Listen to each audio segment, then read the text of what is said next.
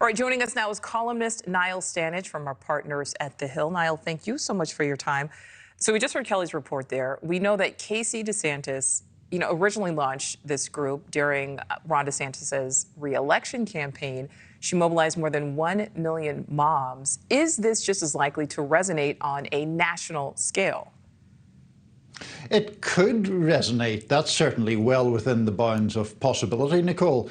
The obvious distinction or difference is that that re-election campaign was when Governor DeSantis was the incumbent seeking a second term. Very different situation here where obviously he's not the incumbent president, but he's not even the frontrunner for the Republican nomination. He is, as Kelly noted, lagging a considerable distance behind former President Trump. So that will curb these efforts to some extent, but the overall message might still resonate.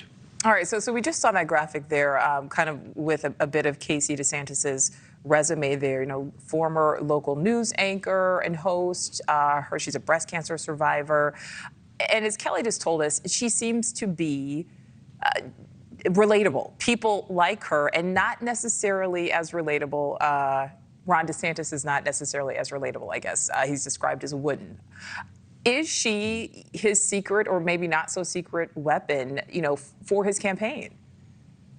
Yeah, I definitely think she's an important figure on the campaign for exactly those reasons. Ron DeSantis can come across very stiff, honestly quite socially awkward. Even basic communication isn't really his strength. He's not a particularly inspiring podium speaker, for example.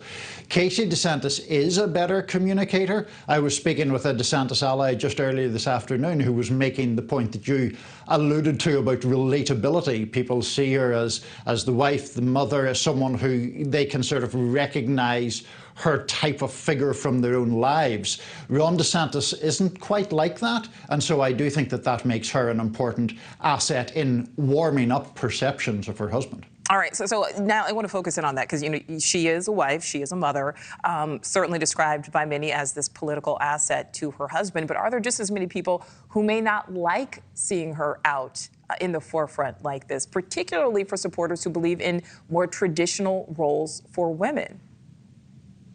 I tend to think at this stage in our history that's a fairly small proportion of people, even among people who may hold broadly socially conservative or religious views. The idea that women should be kept in the background, I don't know there are that many people really believe that. I do think it would be different if Casey DeSantis was positioning herself for an actual policy-making role. We've seen issues with that dating back to when Hillary Clinton was First Lady and was very involved in a push for health care during her husband's presidency.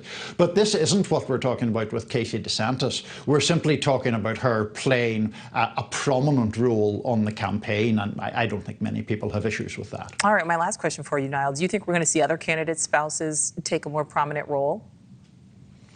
Well, in general, we could, but I know Melania Trump is reluctant to take a very prominent role this time around, having been through the furnace of 4 years in the White House with all those controversies. And it's worth noting a couple of unusual cases in this year's Republican field. Nikki Haley's husband has just recently deployed to Africa with the National Guard. So by virtue of doing that, he won't be available to campaign very much.